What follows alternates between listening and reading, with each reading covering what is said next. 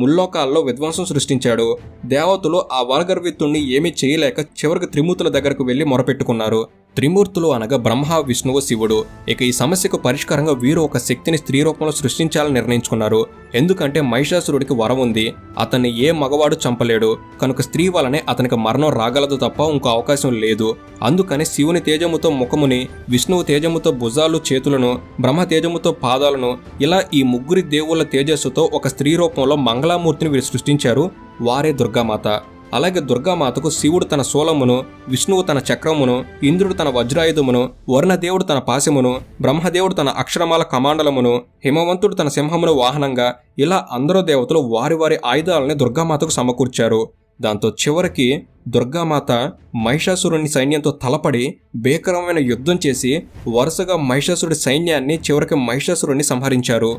ఈ విధంగా మహిషాసురుణ్ణి చంపిన దుర్గాదేవిని